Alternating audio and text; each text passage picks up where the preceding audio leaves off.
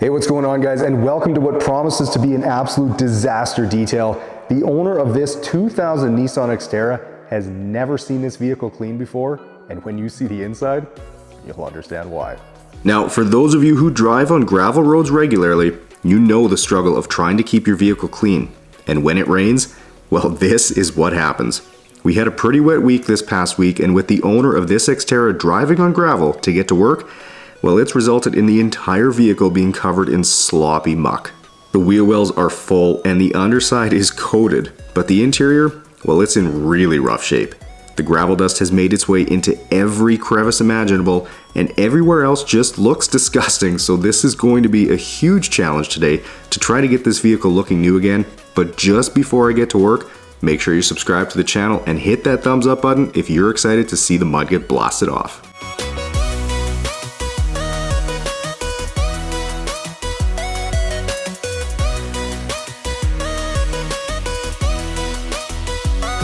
Alright, well, as I get to work with the pressure washer, there's no question I'm going to enjoy every minute of this pre-wash stage, mainly because of the instant gratification you get when doing this. In a matter of a few minutes, the vehicle is going to go from horrifyingly bad to sparkling clean, though it is always a big challenge to spray off a muddy vehicle like this and not get coated in mud myself, so we'll see how I do with that today.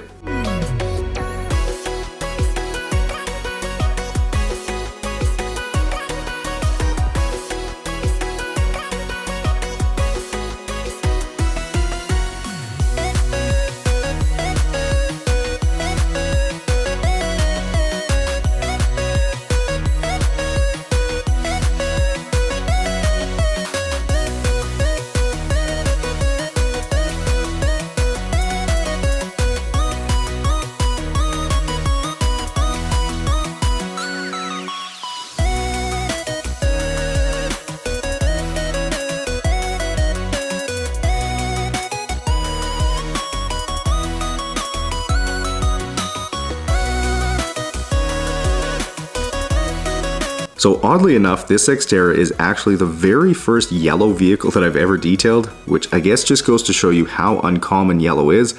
But what I do like about it is that it's a nice, vibrant color and is undoubtedly going to look really good when I'm done with it today.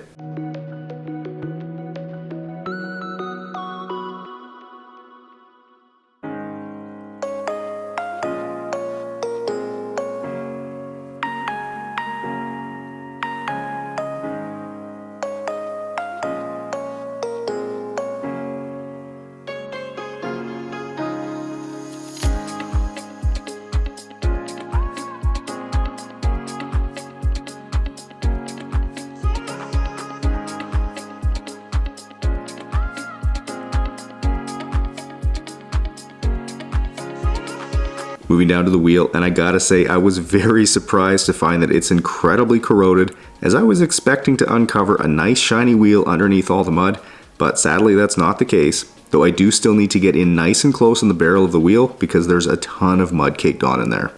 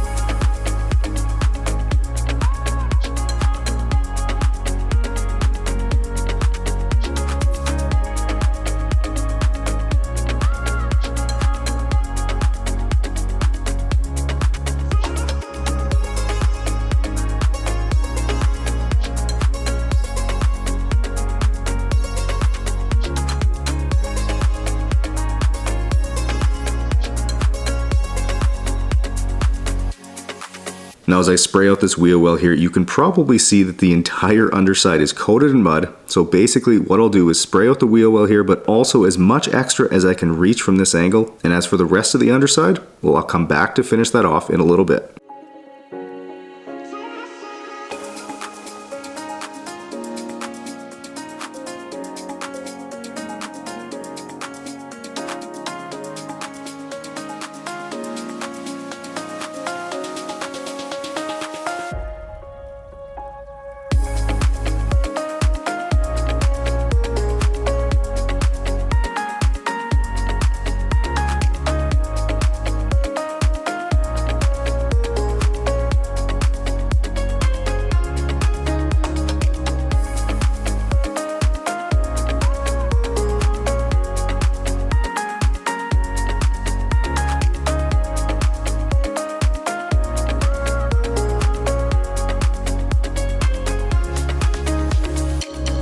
Okay, working my way up to the driver's door here, and the time has finally come. The new Yard Geek video is done and live on the Yard Geek channel now. We pick up right where the last video left off as I work on the monumental task of building the irrigation system to water a few thousand trees, so please do me a favor and go check that video out right after this one. I promise you there's a lot more content coming your way over there, and I truly appreciate your patience as I work to get videos out to you guys. If you enjoy watching these detailing videos, then I'm certain that you'll like the Yard Geek videos as well. There's a link in the description for you, or you can just search the Yard Geek and you'll find me.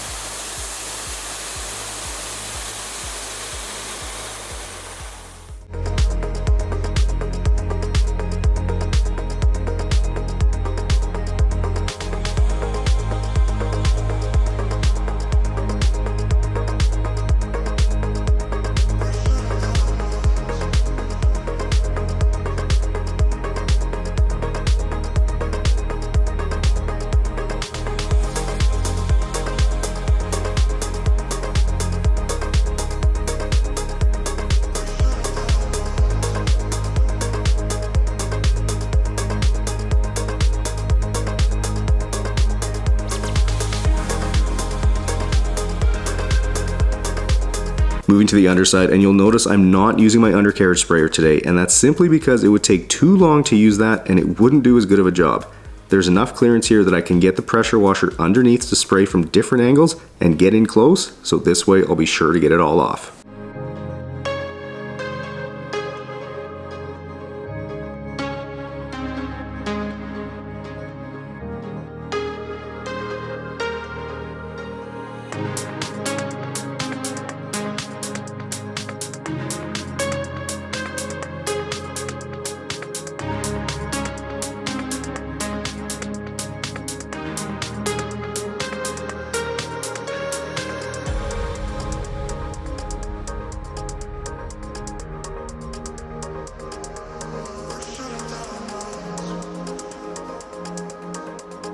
Now as I get to cleaning the wheel here, it's definitely unfortunate that all 4 wheels are super corroded, but as good as my wheel and tire cleaner is, it's just not going to bring the finish back on these things.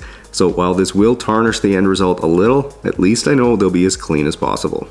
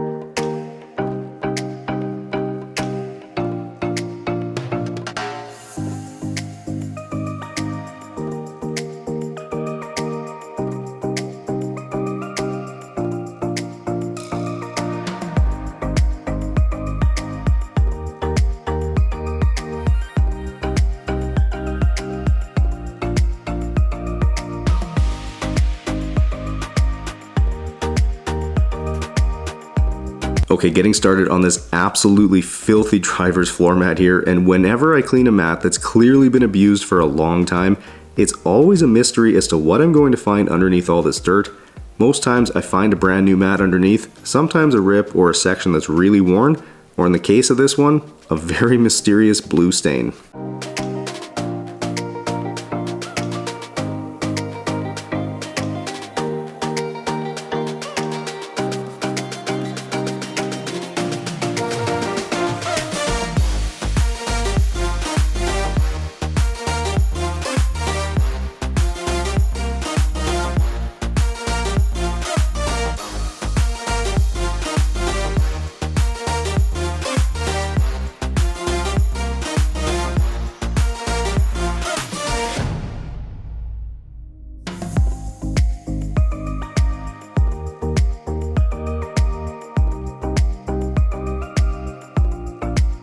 Alright, well after a quick minute unbolting the seats, I'll remove them from the vehicle, as believe it or not, but most of the mess in here was actually hiding underneath them.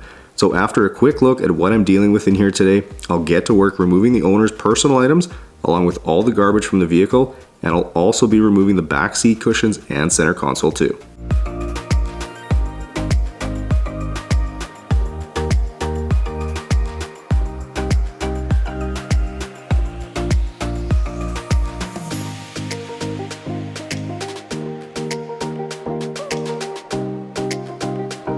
Now as I clean out the back here, you'll notice that the tailgate is actually propped up with a piece of 2x4, so I definitely have to be careful to not accidentally bump it, but as I remove all the stuff from back here, I'm pretty certain the owner works as an electrician because there's been quite a few cutoffs of different kinds of electrical wire.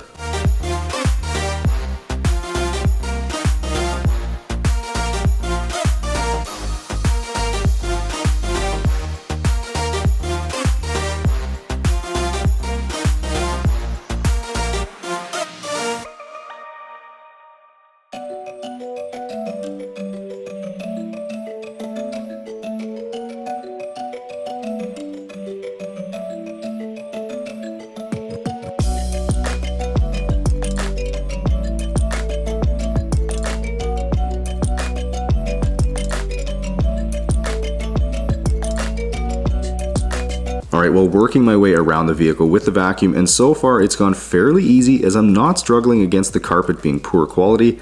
It's actually around mid-grade I'd say, but for those of you who might wonder why I almost always use only the crevice tool on my vacuum, well there's a few reasons, but one of the main ones is that I get the most amount of suction with it, and since the goal of vacuuming is to get every single piece of debris out of the carpet to make extracting easier, well it's just the obvious choice to ensure that I do the best job possible.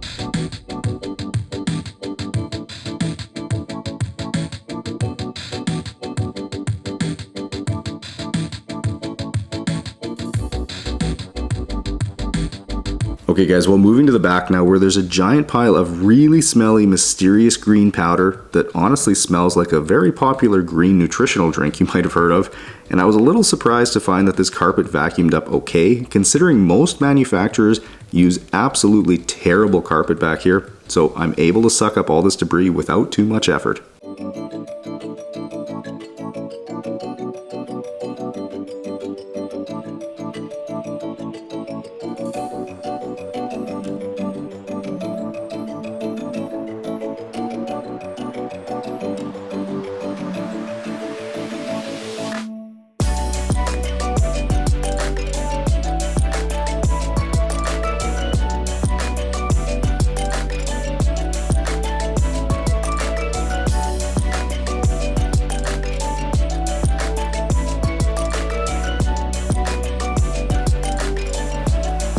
Now as I move up to the dash with my detail brush, the reason I'm doing this right now and not just leaving all this dust until later and wiping it down with a damp towel or something is because it's so much less messy to deal with all the dust now, where I can just agitate it and suck it up with the vacuum. Doing it this way will make my life much easier when I'm steaming later on, and is definitely the way I'd recommend.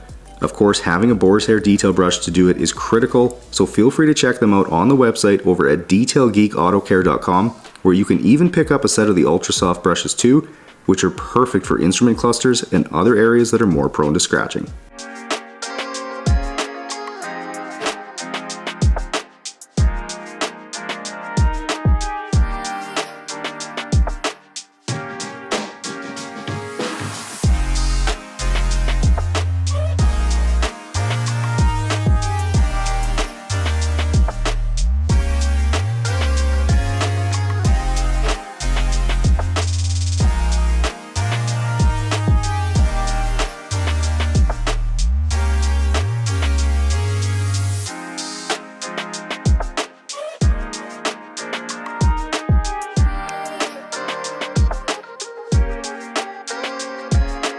Okay, starting on one of the rear seat cushions, and so far I've been really impressed with how easy this material has been to clean.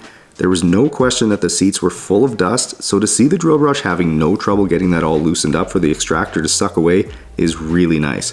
Based on that, I'm pretty confident the seats are going to look brand new when I'm done, and I can give my kudos to Nissan for using such an easy to clean material.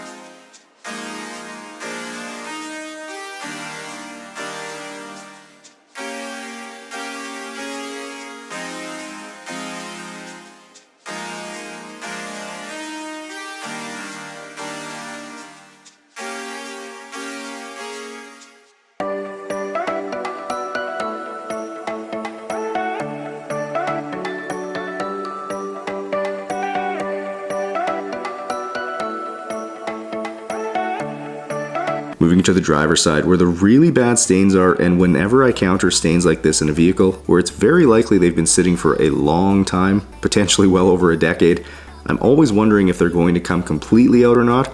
Now with these stains here, they were definitely loosened up and most are getting sucked out, but for anything that lingers, I will go ahead and repeat the process until I don't see any more improvement. And as much as I hate it, I do have to accept the fact that sometimes perfection just isn't possible.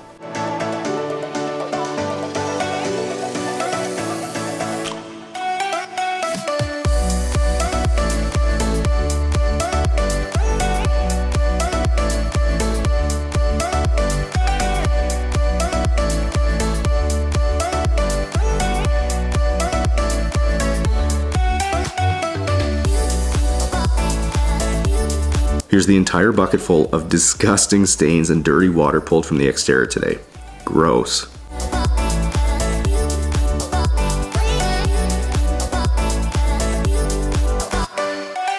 Okay, as I get started steaming all the plastic around the vehicle, I just wanted to once again remind you that the new Yard Geek video is live right now over on my other channel, The Yard Geek. I've been documenting every bit of the construction and development of my acreage, and you guys have been loving the videos so far. So please do me a favor and go check the channel out and consider subscribing, as I'd love to see the channel blow up. I'm having a ton of fun making these videos, and I can't wait to get more content out to you guys soon.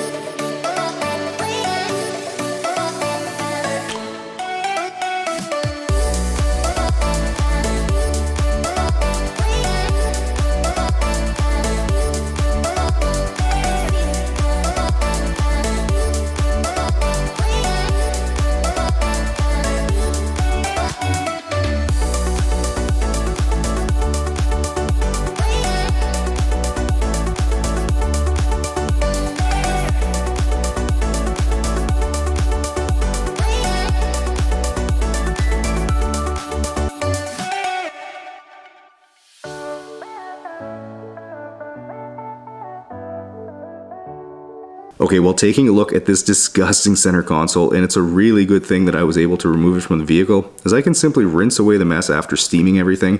Though one tip I have for anyone using steam in and around their vehicle is that you always want to be careful when you steam plastics, especially older plastic like this, as they can be really sensitive to heat, so always make sure you work quickly with the steamer to avoid damaging anything.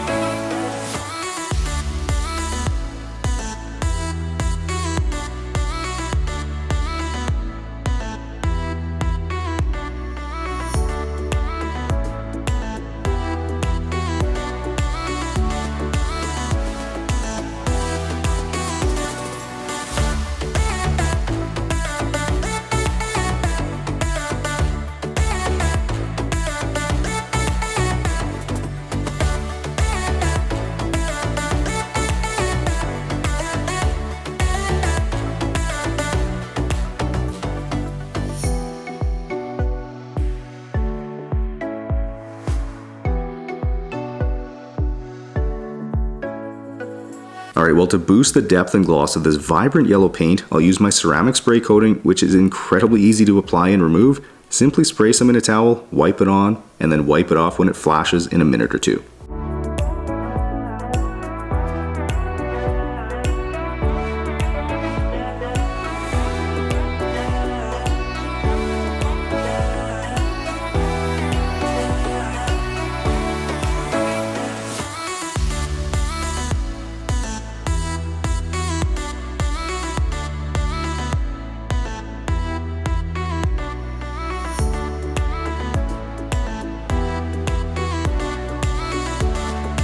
Second last step here is to get some 303 applied to all the exterior plastics to revive them a bit and take away that dull and faded look. Really makes a huge difference.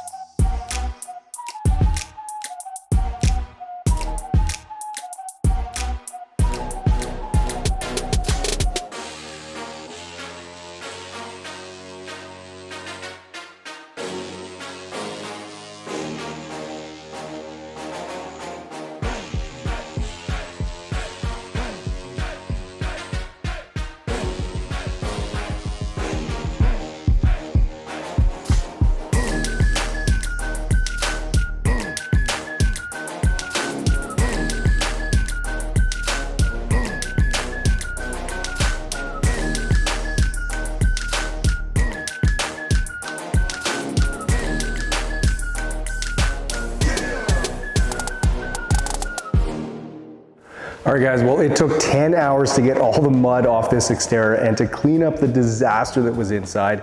And I gotta say, the inside is looking really good. It honestly looks and feels brand new again. So I'm quite sure that the owner is gonna be thrilled with that when he sees it.